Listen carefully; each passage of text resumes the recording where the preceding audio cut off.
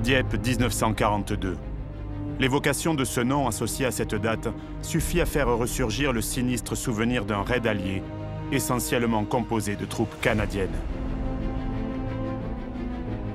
Au soir du 19 août, après 9 heures de combat, 1197 soldats alliés, dont 913 Canadiens, ont été tués. 48 civils français ont également péri. Au plus fort des combats, les assaillants ont perdu 4 hommes à la seconde. Le raid de Dieppe s'est transformé en boucherie.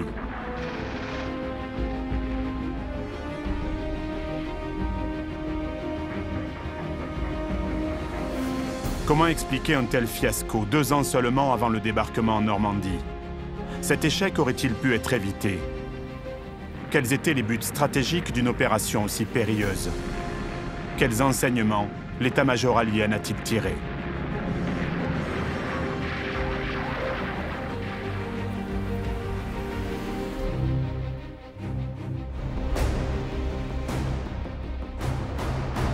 Journaliste et historien, j'ai voulu savoir ce qui s'était réellement passé à Dieppe ce 19 août 1942. J'ai recueilli des témoignages. Tout le devant, là, c'est plein de bateaux, des explosions, en même temps des combats d'avions. J'ai récolté des indices. C'est un des 2 seuls casques connus du Royal Regiment of Canada.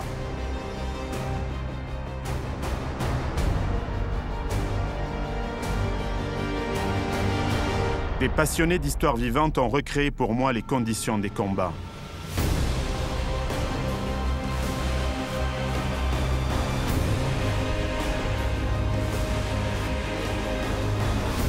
J'ai plongé pour toucher l'histoire.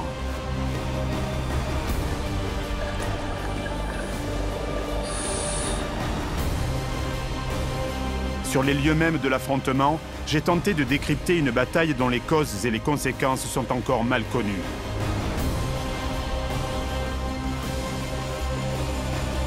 Pour les soldats survivants et pour les familles de ceux qui sont tombés si loin de leur patrie, le souvenir de ce raid a le goût âcre d'un immense gâchis. C'est le souvenir du massacre de Dieppe.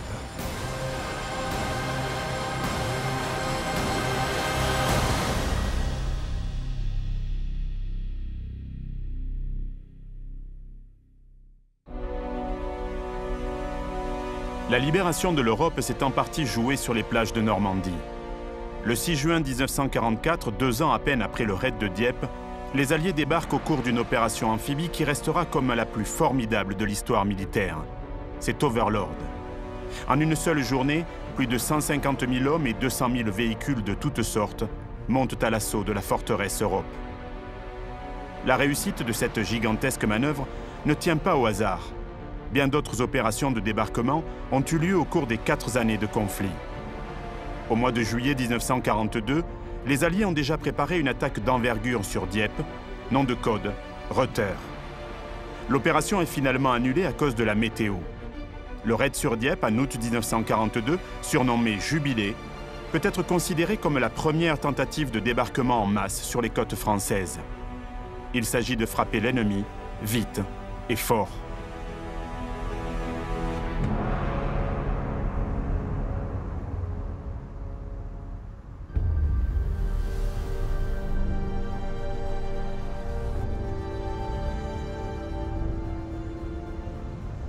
« 19 août 1942, 3 heures du matin. Répartis en 13 groupes, 250 navires transportant 13 000 hommes traversent la Manche. Destination, Dieppe. 6 000 soldats, dont 5 000 Canadiens, doivent y débarquer pour tenter notamment de détruire les infrastructures du port avant de rembarquer. C'est un raid. Les navires sont de plusieurs types. Il y a 9 transports de troupes, 8 destroyers et plusieurs types de péniches de débarquement, les landing craft, comme les LCM pour les véhicules, les LCT pour les blindés ou les LCA pour le débarquement des troupes. Une kyrielle de petits bateaux dépourvus de blindage complète ce convoi, dont la couverture aérienne est assurée par 74 escadrilles de bombardiers et de chasseurs, dont une soixantaine de Spitfire Mk9, dont ce sera la première opération d'envergure. Les escadrilles de la Royal Air Force ont pour mission de bombarder les bâtiments de bord de mer et les nids de mitrailleuses pointés vers les plages. Certains appareils doivent également couvrir le débarquement des troupes en larguant des bombes fumigènes. Le rôle de l'aviation reste donc essentiellement tactique, l'option d'un bombardement aérien massif n'ayant pas été retenue par le QGOC, le quartier général des opérations combinées, dirigé par Lord Mountbatten. C'est cet organisme très spécial qui avait déjà au mois de juillet 1942 planifié l'opération Ruther, finalement annulée. Le raid sur Dieppe au mois d'août en constituait le prolongement. Historien d'origine canadienne, Éric Coutu a consacré sa thèse de doctorat aux missions entreprises entre 1940 et 1942 par le quartier général des opérations combinées. Le quartier général des opérations combinées, qui est un petit peu la marotte du Premier ministre britannique, Winston Churchill, c'est quoi exactement? Le quartier général des opérations combinées, qui a été créé dès 1940, avait pour objectif au départ d'harceler l'occupant, puis surtout de prospecter un peu les défenses côtières, savoir où en était l'évolution des défenses allemandes. De les tester? De les tester, vérifier à quel niveau ils étaient. Et de 1940, surtout en 1941 et 1942, il y a environ une trentaine d'opérations, souvent méconnues, d'envergure assez variable, qui ont eu lieu tout le long du littoral européen. Et juste avant l'opération sur Dieppe du 19 août 1942, qui s'appelle Jubilé, il y a une autre opération qui était préparée au mois de juillet 1942 et qui, elle, n'a pas eu lieu. Et pourtant, on va quand même lancer un raid sur Dieppe. Est-ce qu'il y a une raison politique, une raison géostratégique à ça? Bon, Serge, il faut se remettre dans le contexte de 1942. Alors, nous sommes seulement à peine 5 mois après que les bombes de Pearl Harbor aient plongé les États-Unis dans ce conflit. Staline patauge un petit peu parce qu'il y a quand même une opposition beaucoup plus importante du côté du front de l'Est. Et Staline demande à corps et à cri l'ouverture d'un second front. Dieppe rentre justement dans ce contexte de 1942 où il serait envisageable de pouvoir faire débarquer des troupes et créer une tête de pont sur le continent européen, tout du moins en France.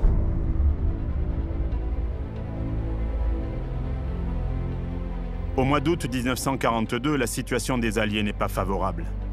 Le Reich est à son apogée. Après l'invasion de l'Union soviétique au cours de l'été 1941, la Wehrmacht a repris son offensive au cœur du Caucase. En Afrique, les troupes de l'Afrika Korps de Rommel s'emparent de Tobrouk et foncent vers l'Égypte et le canal de Suez. Dans l'Atlantique, les sous-marins allemands coulent 2 fois plus de bateaux qu'en 1941.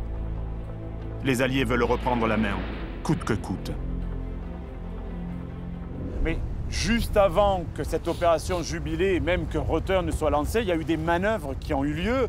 Et durant ces manœuvres, Yukon 1, Yukon 2, on se rend compte quand même que les troupes ne sont pas si bien préparées que ça.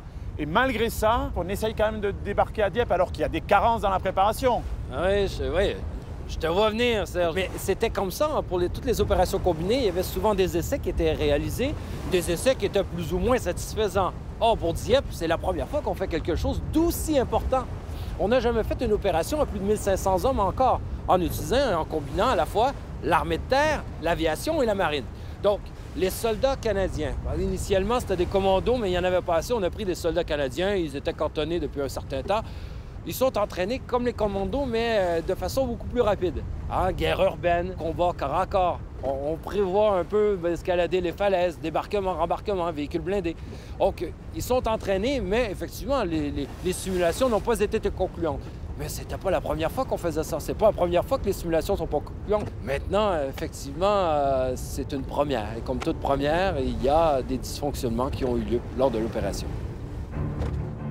Les troupes doivent accoster sur 5 secteurs différents. À 4h50 du matin, 15 minutes après le lever du jour, les commandos britanniques ont pour mission de détruire les batteries côtières de Berneval, commando numéro 3, et de Varangeville, commando numéro 4.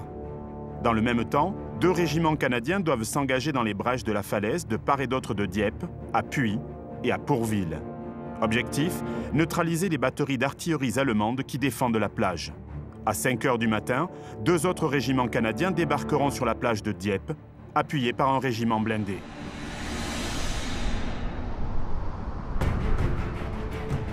En arrivant par la mer, voilà ce que peuvent voir les assaillants. Des falaises hautes de plus de 30 mètres, impossible à grimper sous le feu ennemi. seulement percées de profondes échancrures, les Valleuses, qui sont barrées par des murs de barbelés.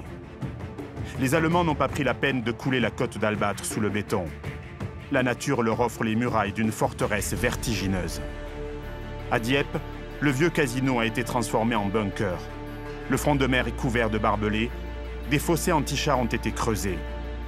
L'organisation Todd, en charge de la construction du mur de l'Atlantique, est loin d'avoir fini les travaux dans ce secteur de la Seine-Maritime. Mais les accès à la ville sont tous bouchés.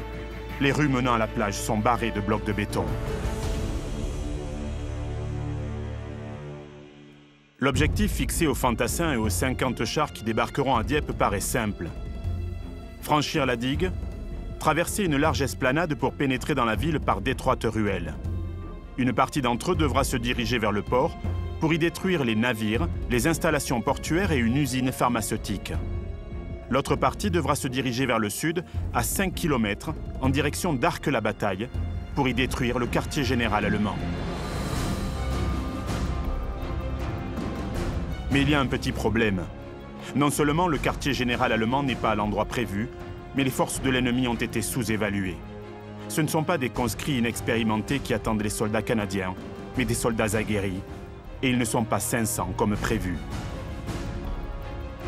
En fouillant dans les archives, Éric Coutu a fait une découverte surprenante.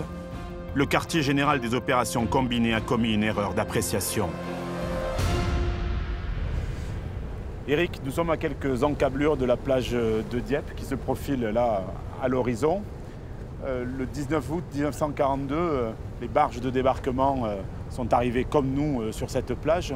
Les hommes qui étaient à l'intérieur, que savaient-ils des Allemands qui se trouvaient sur place et notamment combien d'Allemands y avait-il? Si l'opération Rotor au début juillet a eu lieu, eh bien, c'est environ 1400 hommes qui se trouvaient dans le secteur de Dieppe et son périmètre. Or, le service de renseignement allemand et l'état-major savaient qu'il y a quelque chose qui se profilait. Eh bien, entre Rotor et l'opération Jubilé, eh bien, il y a eu 2 vagues successives qui sont venues renforcer les troupes sur place. Dans le contexte de la guerre, si Rotor avait eu lieu, 3 à 5 assaillants sur un défenseur, c'était réalisable. Or, c'était environ 4000 hommes qui attendaient les 6000 Canadiens au moment du raid de Dieppe. Ça veut dire que l'intelligence service britannique n'avait pas fait son travail correctement. L'intelligence service et les réseaux de résistance n'en étaient qu'au balbutiement de leur coordination. Donc, en croisant des documents, des archives britanniques et aussi des archives françaises, on peut trouver l'erreur initiale. C'est-à-dire que les renforts qui sont venus soutenir les troupes allemandes qui étaient sur place, eh bien, on a cru à la base que c'était une relève de division. Et donc, l'erreur vient de là.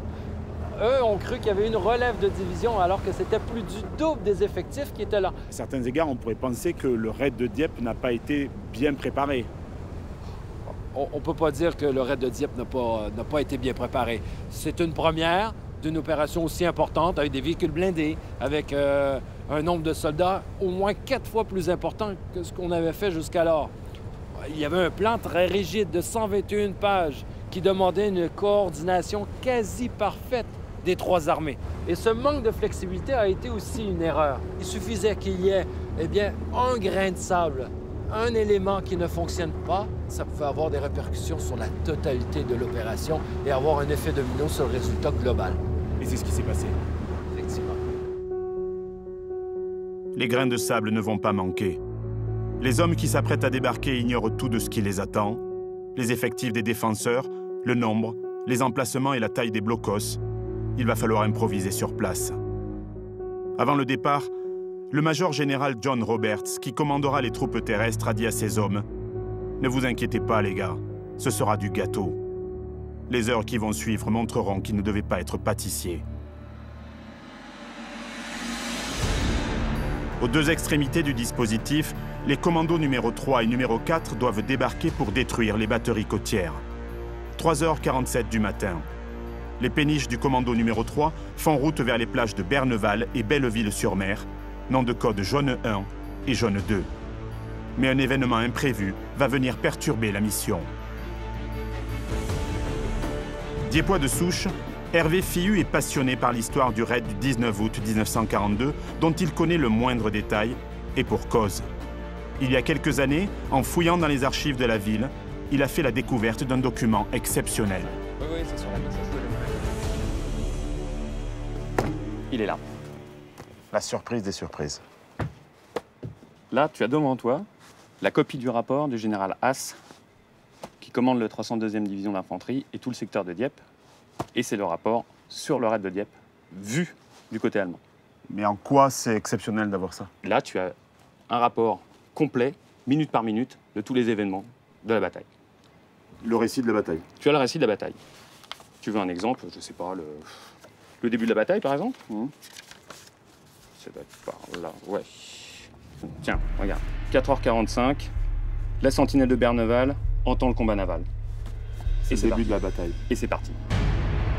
À l'instant même où la flotte alliée entamait sa traversée de la Manche, 5 navires allemands escortés par 3 chasseurs de sous-marins quittaient le port de Boulogne-sur-Mer. Destination Dieppe.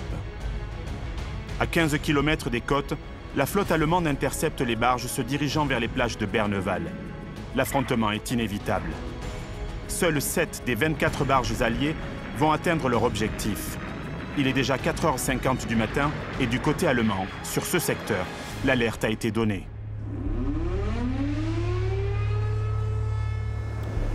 Hervé, les hommes du commando numéro 3 sont dans des barges qui ont été éparpillées au large. 6 barges vont débarquer à Berneval, à quelques kilomètres d'ici, et une seule, la barge numéro 15, parvient sur la plage de Belleville-sur-Mer. Combien d'hommes y a-t-il dans cette barge-là?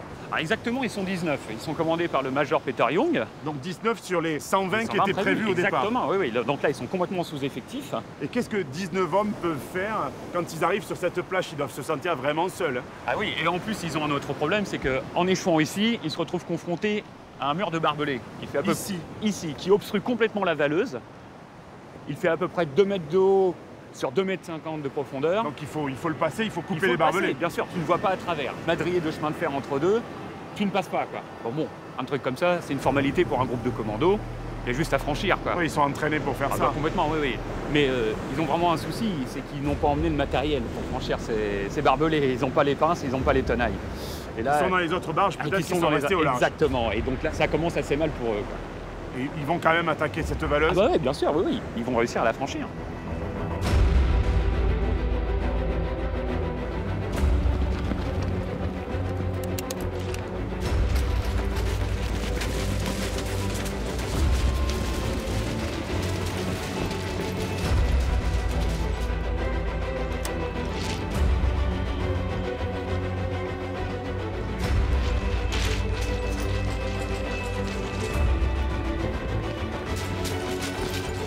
Les 19 hommes du Major Young se retrouvent dans cette valeuse. Exact. Ils doivent atteindre la batterie qui se trouve au-dessus. Par où ils vont passer? Ils vont grimper ici. C'est quand même un petit peu raide. Hein. Tiens, on les suit? Oh.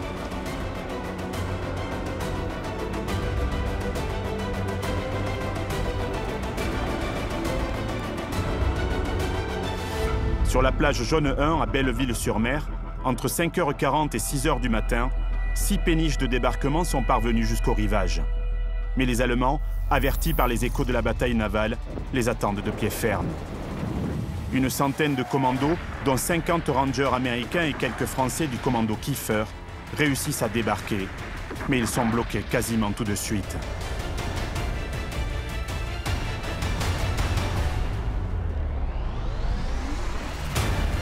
Au cours des combats, meurt le second lieutenant Édouard V. Loustalot, premier soldat américain tué en Europe au cours de la Seconde Guerre mondiale, et le second maître Serge Mouteillé des Forces françaises libres, premier commando Kiefer, à mourir au combat.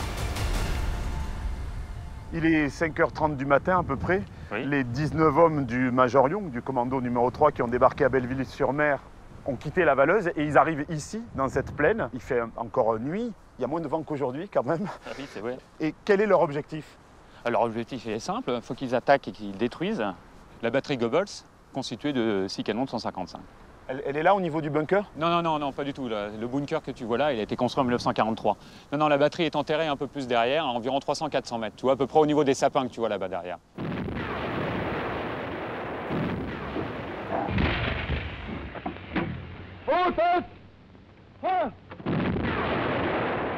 Mais qu'est-ce que 19 hommes peuvent faire contre une batterie de 6 canons de 155 mm? Eh ben, ils vont faire beaucoup. Ils vont l'attaquer, la harceler, en se dispatchant un peu partout. Et ils vont donner l'illusion aux Allemands qui sont beaucoup plus nombreux qu'ils le sont. Et ça va durer longtemps? Bon, environ 1h30, 2 heures. Sacrément courageux. Ah oui, eh oui. À 7h30, le major Young commande le repli. Le rembarquement s'effectue sous le feu allemand. À 8h30, la batterie pointe ses canons sur la péniche qui s'éloigne. Trop tard. À 12h31, les commandos sont de retour en Angleterre. Ils vont faire la une de la presse britannique. 4h50, à Varangeville-sur-Mer, le commando numéro 4, scindé en 2 groupes, débarque sur 2 plages, Orange 1 et Orange 2.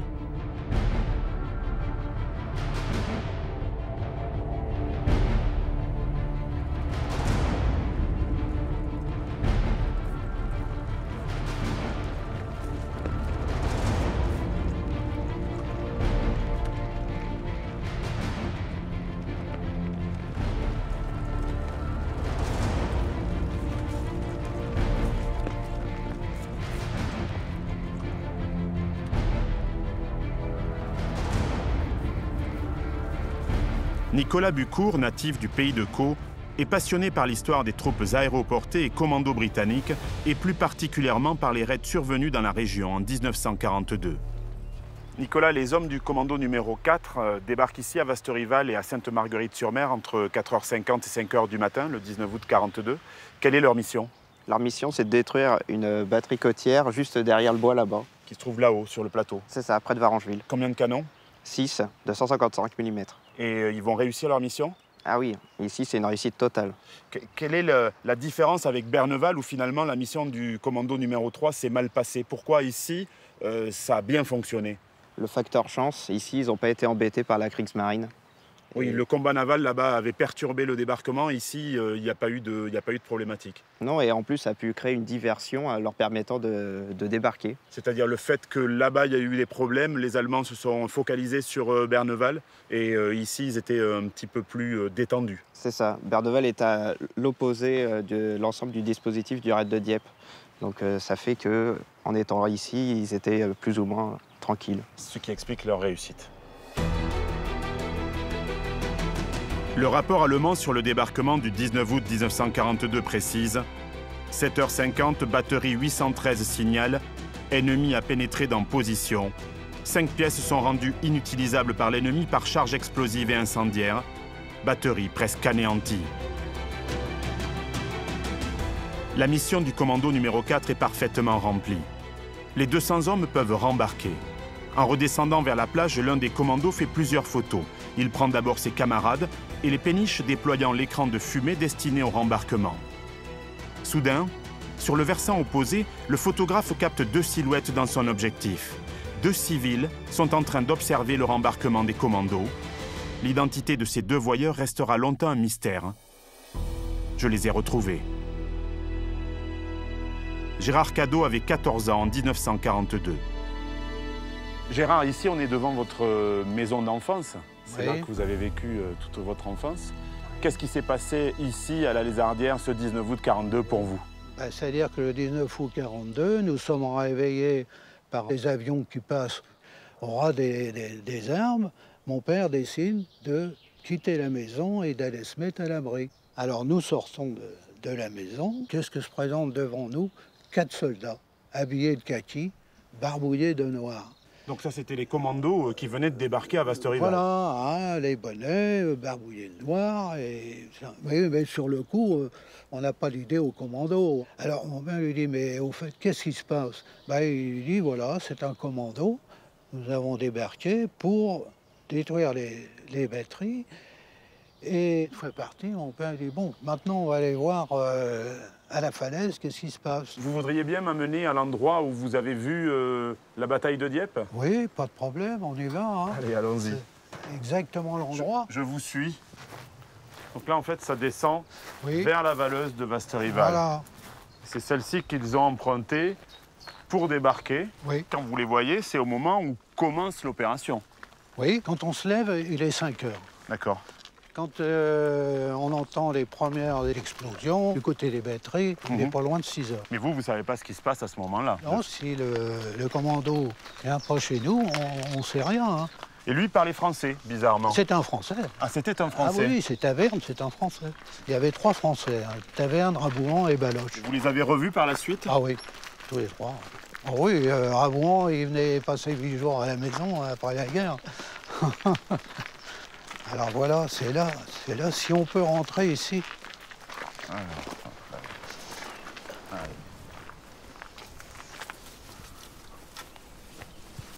Je vous ouvre la route, Gérard. Cet arbre devait être là, d'ailleurs. Hein? Ouais. Nous étions exactement ici.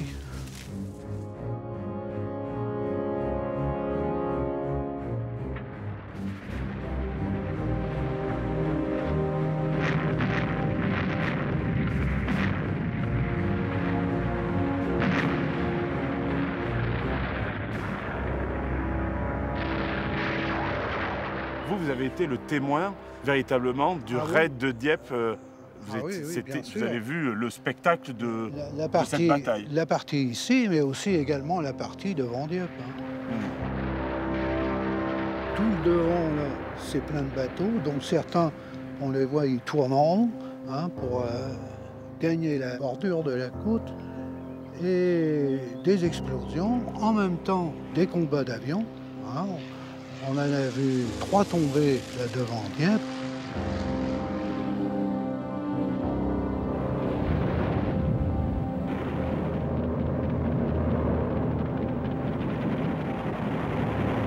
La DCA du Golfe, bien sûr, a tiré sans arrêt. Ça n'a pas arrêté à partir du matin jusqu'au temps qu'ils quittent la côte vers 13 h. Il y a une photo qui existe, qui a été prise par un commando. On m'a dit que les 2 silhouettes, c'était celle de vous-même et de votre papa. C'est vrai? Oui, oui, c'est vrai. Qu'est-ce qui s'est passé? Il a pris des photos des commandos qui sont là en dessous, en train de fouiller. Et en même temps, il a vu 2 personnes ici et il les a pris. Et les commandos, comment sont-ils partis? Ils ont débarqué à sec parce que la marée était haute. Mais quand ils sont repartis, la marée était basse. Donc on les voit à partir du bord de la gorge jusque là-bas à peu près 400 mètres. Hein. Et là, on les voit monter dans les péniches. Combien ils étaient à peu près? Oh, ils étaient au moins une quarantaine dans chaque péniche. Et ils avaient fait des prisonniers Oui, 4 prisonniers. 4 prisonniers qui ont été utilisés d'ailleurs pour porter les blessés. D'accord. Voilà. Ouais. Et ensuite, on les voit s'écarter. Ils sont partis aussitôt, hein, à 8 h, on les voyait prendre le large. À 17h45, les commandos sont de retour dans le port de New Haven. Ils sont loin d'imaginer l'ampleur du désastre qui a eu lieu sur les autres plages. En même temps que les opérations des commandos, 2 régiments canadiens doivent débarquer à Pourville, plage verte, et un régiment à Puy, plage bleue. À Puy, 3 vagues successives doivent s'emparer du village en neutralisant les positions allemandes, puis capturer les batteries Rommel à l'ouest et Bismarck à l'est, qui défendent la plage de Dieppe à 2 km de là.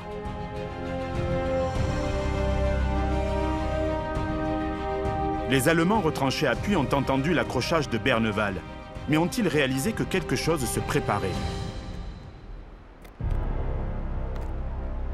Hervé, le combat naval qui a eu lieu sur la plage de Berneval en ce 19 août 1942 a perturbé considérablement le débarquement des commandos numéro 3. Tout à fait. Est-ce que ça va être la même chose ici sur la plage de Puy? Ah, évidemment, évidemment. Les 3 vagues d'assaut en fait, qui vont arriver ici ont complètement perdu leur effet de surprise. Pourquoi? Parce qu'en fait, ils perdent un quart d'heure quasiment en se trompant de trajectoire. Ils sont en retard. Ils sont en retard, complètement en retard. De plus, pour rattraper ce retard, les pilotes de péniche vont appuyer sur les gaz. Ça va faire un bruit considérable. Les Allemands, qui ont déjà été prévenus du combat au large, savent maintenant avec certitude qu'il va se passer quelque chose sur leur secteur. Ils les attendent derrière leur mitrailleuse, prêtes à cracher la mort, et c'est ce qu'elles vont faire. Ça veut dire que la plage de Puy est particulièrement bien fortifiée? Oui. Principalement déjà parce qu'il y a des falaises assez hautes. Ouais. Tout ça, c'est truffé de mines mitrailleuses et de soldats allemands. Tu as un mur ici, celui-là, qui sert quasiment de rempart, extrêmement difficile à franchir. Et encore de plus, les Allemands ont fortifié les hauteurs en installant des tobrocs qui sont des nids de mitrailleuses et du bunker un peu plus traditionnel ici. C'est quasiment impossible de passer. À partir de 1940, les Allemands ont lancé une campagne de bétonnage des côtes de l'Europe. C'est le mur de l'Atlantique que construit l'organisation Todd. En 1942, les travaux sont loin d'être terminés, mais la plage de Puy est encadrée par les premiers ouvrages, des bunkers et des positions de mitrailleuses bétonnées de style Tobruk.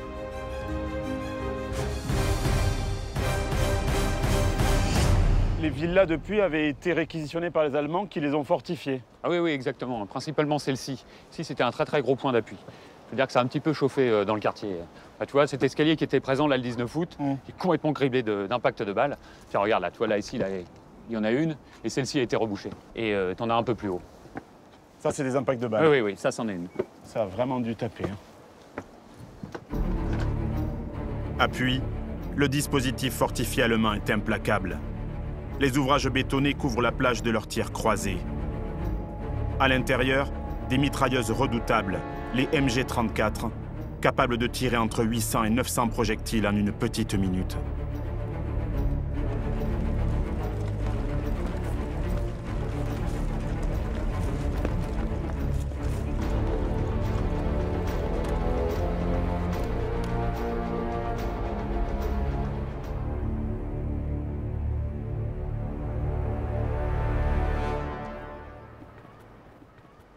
C'est donc ce qu'on appelle un bunker de style Tobruk. Oui, c'est ça, exactement. Donc là, tu as un nid de mitrailleuse type, standardisé, que les Allemands ont coulé un peu partout sur toute la côte. C'est la première fois que j'en vois un aussi bien conservé.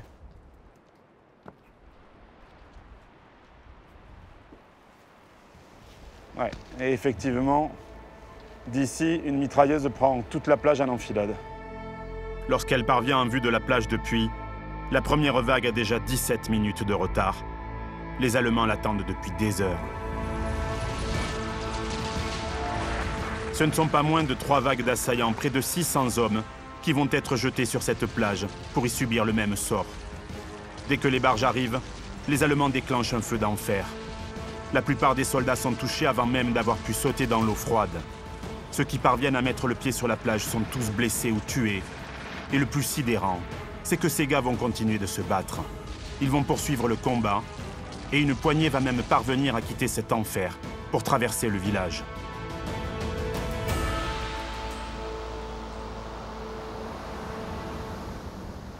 C'est vraiment très émouvant de se retrouver ici, sur cette plage de Puy, d'abord parce que c'est un lieu chargé d'histoire, et puis cette plage a vraiment été le théâtre d'une véritable boucherie. Ah, effectivement. D'ailleurs, si tu le permets, j'ai un témoignage qui va complètement résumer ça. C'est le témoignage d'un simple soldat, le private Ray Scott. Nous arrivons sur la plage lorsque la rampe s'abaisse. Pas moins de 5 mitrailleuses ouvrent le feu sur nous.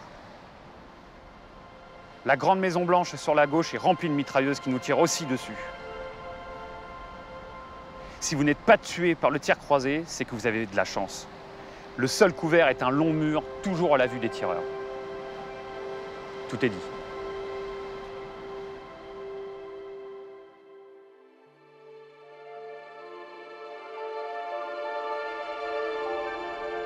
J'ai aussi autre chose à te montrer. Ça, c'est un des 2 seuls casques connus du Royal Regiment of Canada. Il appartenait au soldat Arthur Clifford Woodbury, qui est enterré au cimetière des Vertus, qui a été tué le 19 août 1942. Il avait 21 ans. De l'autre côté de la Manche, les soldats du Royal Regiment of Canada qui n'ont pas participé au raid reçoivent l'ordre de préparer un repas chaud pour ceux qui doivent revenir. Le jeune Stanley Filmer écrit « Tout était prêt pour le retour des troupes, mais personne n'est venu. Je me souviens que la chanson Tangerine passait sur un poste de radio. Tous ces lits préparés pour tous mes amis, toutes ces chambres vides, nous étions choqués. Il était impossible de réaliser que presque personne ne reviendrait. »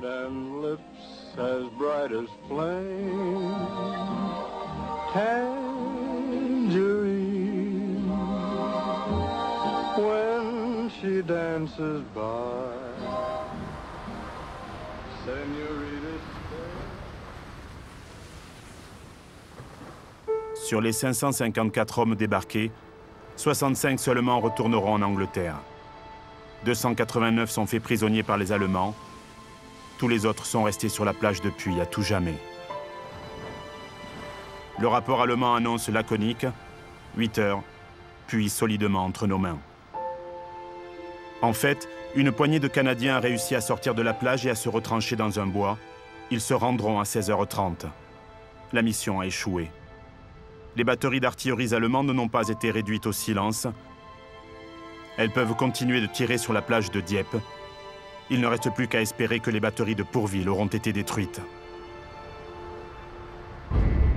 4h50. À l'heure où un régiment canadien atteint la plage de Puy, 2 autres régiments doivent accoster à Pourville, plage verte. Objectif, atteindre et prélever des pièces électroniques de la station radar Freya, réduire au silence les batteries situées non loin de la ferme des Quatre Vents, s'emparer de l'aérodrome de Saint-Aubin et du quartier général de la 110e division d'infanterie allemande, censée se situer à Arques-la-Bataille. Seulement voilà, les barges ont dérivé vers l'ouest et débarquent les hommes des 2 régiments du mauvais côté de la rivière Lassie. Il va falloir traverser un petit pont jeté au-dessus du cours d'eau, à Pourville-sur-Mer.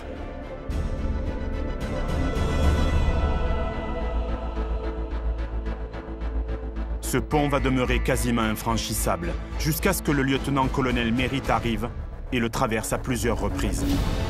Il va prendre tous les risques, et avec un sang-froid admirable, il fait traverser la plus grande partie de ses soldats, en vain. Pendant ce temps, l'autre régiment canadien qui a perdu son chef, le colonel Gosling, dès les premières minutes du débarquement, tente de progresser après avoir quitté Pourville. Mais à 9h, d'importants renforts allemands parviennent dans le secteur, et à 9h30, alors que les combats se poursuivent, le colonel Mérite reçoit par radio l'ordre de repli général. C'est Van Quiche, l'ordre de rembarquement pour 10 heures.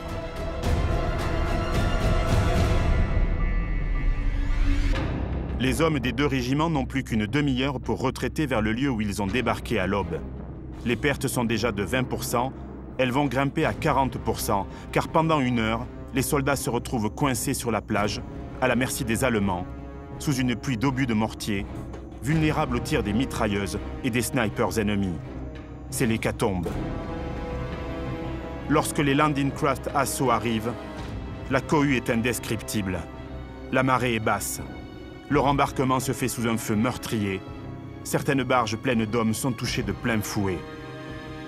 Là aussi, la mer prend la couleur du sang. La mission sur Pourville est un échec total. L'artillerie allemande du secteur de Pourville, comme celle de Puy, peut continuer d'arroser l'objectif principal du raid, la plage de Dieppe. C'est là qu'à partir de 5h20 du matin, 2 régiments ont débarqué. Le premier à l'est, plage rouge, doit se diriger vers le port. Le second à l'ouest, plage blanche, doit notamment s'emparer du château et du casino.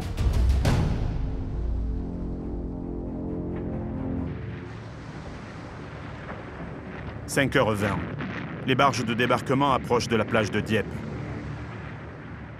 Les troupes débarquées en premier comptent sur l'appui des 29 engins d'un régiment blindé équipé d'un char pour lequel ce sera le baptême du feu, le char Churchill. Les chars Churchill devront traverser la plage et pénétrer sur l'esplanade avant de s'enfoncer dans la ville pour soutenir les troupes. Mais avant le raid sur Dieppe, certains essais techniques avaient montré que ce blindé avait quelques problèmes de franchissement. De plus, son canon de 40 mm n'est pas assez puissant pour faire sauter les obstacles qui vont se présenter devant lui. Donc arrivé le 19 août 1942, 2 régiments canadiens débarquent sur cette plage de Dieppe. Il y a là à peu près 1500 soldats. Comment se déroule leur débarquement? Ça se passe pas très bien. Ils se font tout de suite accueillir par une grêle d'obus de mortier. Le Royal Hamilton, qui doit prendre le casino en même pas 20 minutes, mettra 1 heure pour rentrer dans le casino. Les Essex Scottish, qui doivent rentrer pour prendre l'arrière-port, ne peuvent pas du tout passer le premier mur qui est là derrière auprès de l'acheté. Ils se font complètement étriller dès qu'ils essaient de passer la pelouse. Ce régiment-là ne quitte pas la plage. Ce régiment-là ne quitte pas la plage. À peine une quinzaine d'hommes va réussir à rentrer dans la rue de la Rade et à envoyer un message radio. C'est la seule chose qu'ils vont réussir à faire. Mais ce sont 2 régiments d'infanterie. Oui. Est-ce qu'ils n'auraient pas dû être soutenus justement par les chars Churchill dont c'était la première mission de débarquement? Ah oui, dans le plan initial, une dizaine de chars auraient dû soutenir le premier assaut de la première vague. Ils arrivent avec plus de 10 minutes de retard, ça ne sert plus à rien. Et d'autres chars ne devaient pas parvenir aussi sur la plage? Oui. Et après, il y a tout le restant de l'escadron qui doit suivre, mais ils arrivent au compte-gouttes et ils arrivent en ordre désordonné. C'est un cafouillage complet.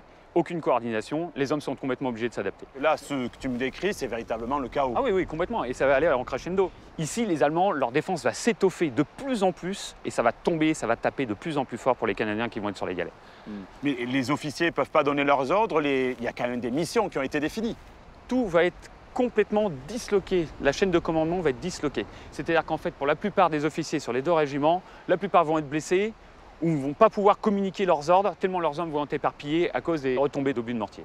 Et donc, on a là des soldats canadiens qui sont bloqués sur cette plage, sur l'esplanade, et qui sont sous le feu ennemi. Ah oui, et ils perdent complètement l'initiative. C'est impossible pour eux d'accomplir les missions suivantes et rentrer dans la ville. Ça a dû être l'enfer quand même. Ah oui, oui, là ici, ça devait vraiment bien ressembler à l'enfer. Dans certaines barges touchées de plein fouet, les torpilles Bangalore, ces tubes bourrés d'explosifs destinés à faire sauter les réseaux de fils de fer barbelés, explosent.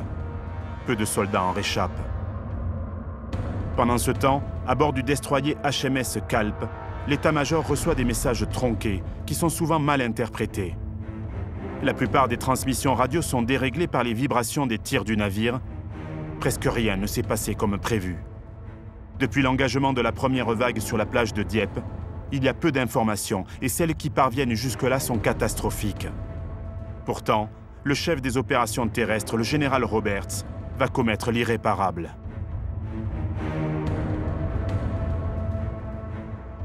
Ce qui peut paraître incroyable, Hervé, c'est que malgré l'échec de la première vague sur la plage de Dieppe, le général Roberts décide à 8h30 d'envoyer une deuxième vague, composée de commandos marines et des fusiliers Mont-Royal. Pour quelle raison prend-il cette décision? Ce qui paraît incroyable, c'est que le général Roberts, il n'a aucune information. Il a de très mauvaises liaisons radio, il reçoit des brides de messages qu'il ne comprend pas. Et surtout, il n'a aucune visu à terre. Il ne voit pas ce qui se passe sur la plage? Non, il ne voit rien du tout. Et comment ça se fait, ça? Il ne peut pas voir parce que tout simplement, il y a un rideau de fumée artificielle qui protège les péniches. Et pour quelle raison s'obstine-t-il à faire débarquer des hommes? Alors en fait, il reçoit un message qui lui dit Essex Scottish est rentré dans la ville. Or, ce qu'il ne sait pas, c'est que c'est quelques éléments du Essex Scottish qui rentrent au niveau du bout du quai. Et pour lui, c'est bon, c'est le signal. Et quel est le sort des hommes qui débarquent au cours de cette deuxième vague? Ils subissent la même punition que leurs homologues de la première vague. Ils sont étrillés dès qu'ils arrivent. Et il n'y a pas une possibilité à ce moment-là de rembarquement? Alors en fait, il y a une opération de rembarquement qui est prévue à 9h. C'est l'opération Vanquish. Celle-ci est retardée à 10h30. De plus, la RAF a d'énormes problèmes de rotation. Les renforts allemands arrivent avec des bombardiers lourds qui commencent à asperger à coups de bombe tous les navires de la Royal Navy. Ça commence à être le carnage. À cette heure-là, donc, les Alliés et la RAF n'a plus du tout la maîtrise du ciel. Ça veut dire que les avions ne peuvent plus appuyer leur embarquement. Complètement. Dans le ciel de Dieppe, la bataille fait rage depuis l'aube. À court de carburant ou de munitions, certains pilotes sont retournés 2 à 3 fois à leur base pour se ravitailler. En tout, les Alliés vont réaliser 2617 sorties pour 750 appareils engagés. Cette bataille aérienne est la plus importante depuis la bataille d'Angleterre. Elle restera l'une des plus fantastiques de la Seconde Guerre mondiale, celle de la première victoire aérienne d'un Mustang P-51, piloté par un Américain engagé dans l'armée canadienne. Volant en formation au-dessus du convoi entre 3000 mètres et le niveau de la mer, les escadrons se succèdent toutes les demi-heures. Les Allemands vont d'abord réagir prudemment. Ils disposent de quelques bombardiers et d'une cinquantaine de chasseurs, dont le Focke-Wulf 190. Mais à 10h, 150 bombardiers arrivent en renfort. Le dispositif défensif allié éclate alors. Désormais, les appareils évoluent dans la confusion la plus totale. L'as britannique James Edgar Johnson échappe à la mort à plusieurs reprises au cours de cette matinée. Il écrit « Les duels aériens sont permanents. Les mitrailleuses sifflent, les avions tombent. C'est effrayant. Là, un bombardier bimoteur allemand, à 300 ou 400 mètres de haut, cherche à échapper à 2 chasseurs anglais qui le mitraillent, alors qu'eux-mêmes sont pourchassés par 2 chasseurs allemands crachant le feu de toutes leurs armes. Alentour, c'est la valse aérienne et les mitraillades qui continuent. » En plus de leurs adversaires directs, les pilotes alliés essuient les tirs des batteries antiaériennes, la Flak, dont le nombre a été largement sous-estimé. 106 appareils alliés ne rentreront jamais à la base. La Flak allemande, prévenue depuis longtemps de leur arrivée, dresse un mur d'acier au-dessus de Dieppe, notamment grâce aux performances de pièces comme le Flak 38, capable de cracher à plus de 2 km jusqu'à 220 obus de 20 mm en une petite minute. Vers 12h30, les combats font toujours rage. Dans le ciel, la lutte à mort se poursuit. Au sol, c'est la débandade. Le pilote français Raymond van Wimmersch est aux premières loges. Vers 12h, 12h30, je décolle pour ma deuxième mission. Bombardement et mitraillage d'une station côtière au nord de Dieppe. Toujours autant d'avions qui tournoient dans tous les sens, les éclatements de la DCA lourde qui tire dans le tas, la mer couverte de bateaux et de chalands, quelques-uns en feu. Les plages grouillent de blessés et de cadavres, de tanks qui brûlent.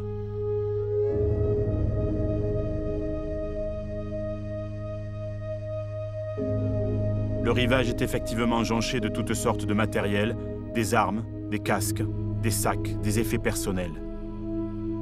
La marée va emporter une partie de tout cela vers le large, avant de le rejeter sur les côtes au fil des années.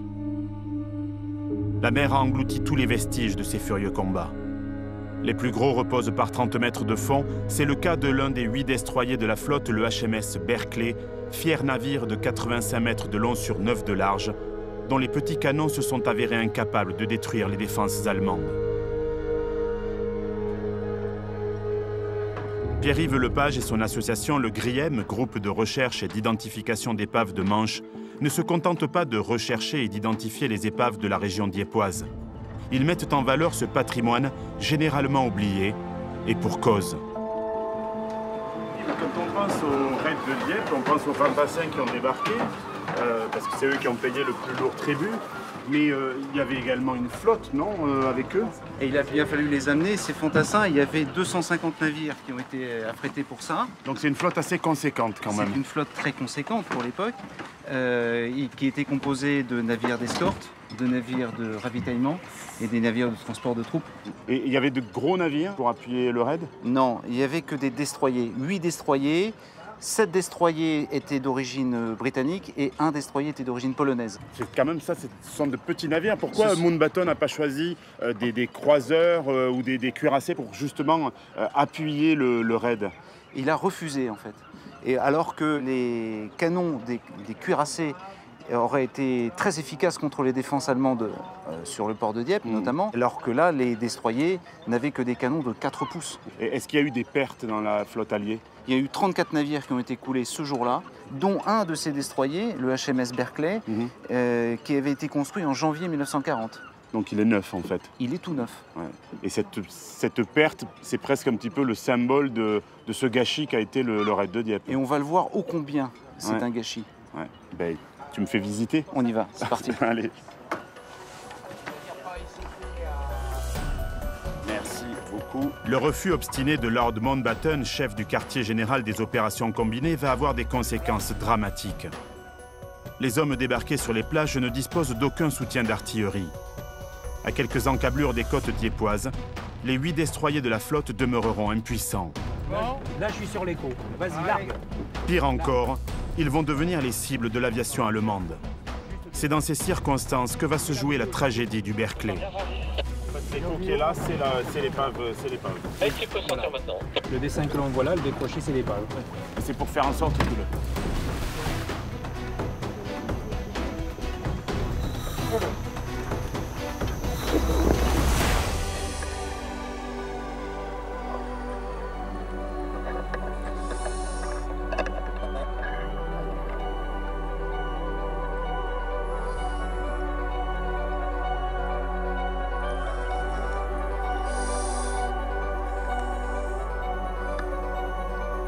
L'épave est là, gisant par 25 mètres de fond, balayée par les forts courants de la Manche, recouverte en partie par le sable, dernier grand témoin d'un drame vieux de plus de 70 ans.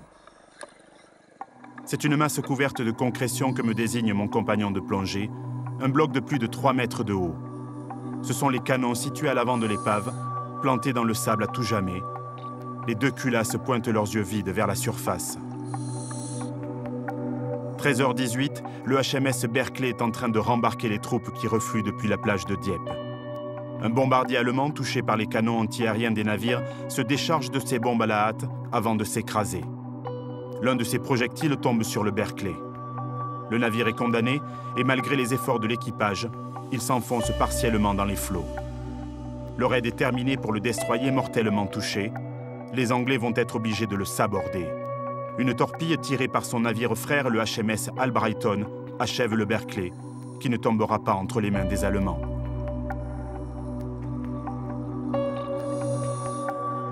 Le Berkeley se désagrège doucement. Il n'est plus qu'un enchevêtrement de tôles, de câbles, de caisses de munitions et de douilles d'obus que la mer digère lentement.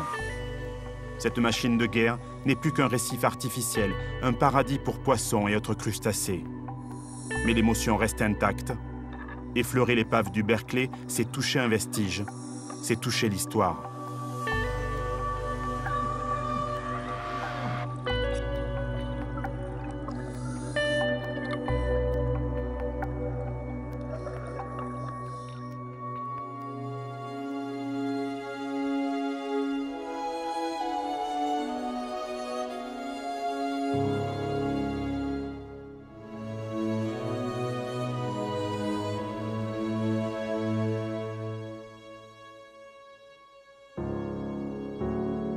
Ce 19 août 1942, en début d'après-midi, le destroyer Calpe, quartier général de l'état-major, s'approche le plus possible de la plage pour détecter des signes de vie.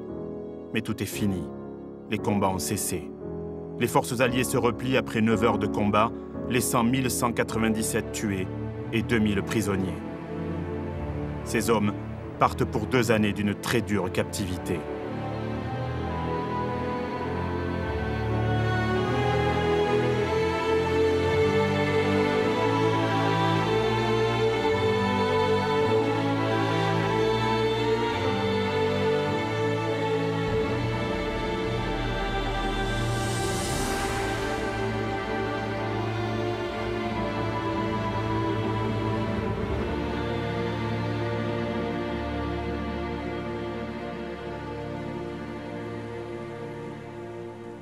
Les familles se sont longtemps interrogées de savoir pourquoi les leurs étaient morts pendant le raid de Dieppe. Et Mountbatten, lui, s'est justifié en disant que le raid avait été une préparation pour Overlord. Qu'est-ce qu'on peut penser de ça? Écoute, Serge, ça a entré dans la formule galvaudée de Mountbatten que pour une vie perdue à Dieppe, 10 ont été sauvés lors du débarquement libérateur de Overlord. Il est indéniable que Dieppe a apporté certaines leçons pour les opérations futures. Quel genre de leçons? Des leçons telles que le soutien aérien, l'estimation des troupes sur place, l'utilisation des véhicules blindés, la prise d'un port. Ce n'est que ça, la prise du port de Dieppe. Pour ce qui est de 1944, on a prévu Mulberries, les deux ports artificiels. Or, on voit qu'il y a des éléments qui ont été retenus. Maintenant, de dire que Dieppe a été le débarquement qui a servi de leçon, la tentative, qui a servi de leçon pour le débarquement libérateur, non, parce qu'entre 1942 et le débarquement d'Overlord, de Neptune et puis d'Overlord, eh bien, il y a quand même eu d'autres opérations sur d'autres théâtres opérationnels. Afrique du Nord, Sicile, Guadalcanal. Ça veut dire que finalement, le raid n'a pas été vain. Et les Allemands, eux, ont tiré aussi une leçon particulière du raid de Dieppe. Comme toute opération du quartier général des opérations combinées de 1940 jusqu'à la fin de la guerre, l'objectif du QGOC était de faire douter. Il faut faire craindre aux Allemands cette vulnérabilité de leur territoire, de leur défense. Ce qui est fait avec le raid de Dieppe, ce qui obligera von Rundstedt à continuer de défendre et préparer ce mur de l'Atlantique. Effectivement. Ils vont plus bétonner après le raid de Dieppe. Ça commence vraiment à bétonner très fort sur la côte d'Albâtre. Tout à fait. Et puis aussi, on apporte un effectif supérieur. Cet effectif qui avait été sous-estimé pour le raid de Dieppe, eh bien, on va continuer de faire venir des troupes sur le littoral, effectivement. Et évidemment, le raid de Dieppe va aussi servir pour la propagande allemande. Tout à fait.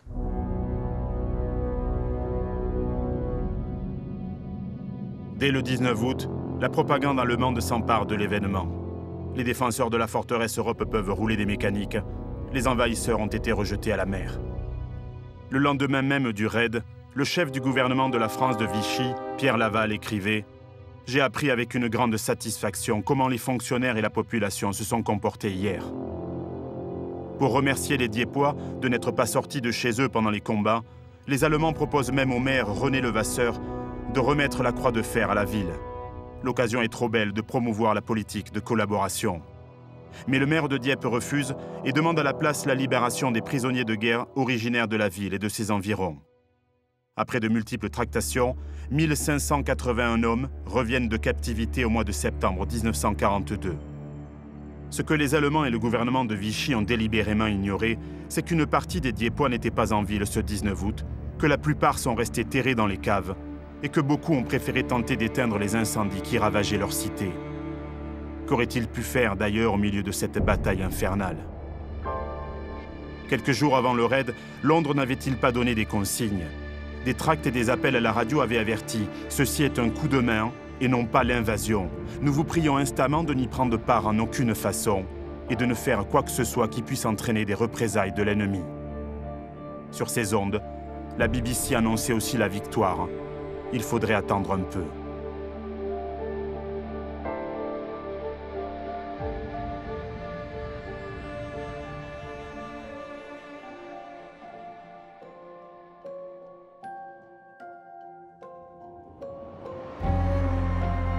Après le raid sur Dieppe qu'il avait lui-même approuvé, Winston Churchill diligenta une enquête.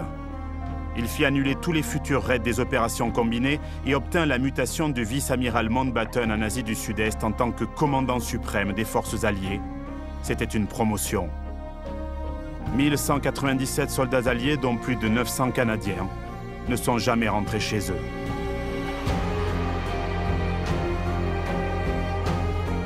Même si quelques enseignements ont été tirés de cet échec cuisant, les justifications de Mountbatten ont masqué quelque temps l'inexpérience et la négligence de son équipe dans la préparation d'une opération amphibie qui apparaît aujourd'hui comme un énorme gâchis. Il faudra attendre 2 ans et le débarquement en Normandie du 6 juin 1944 pour revoir une armada de navires faire route vers les plages de France.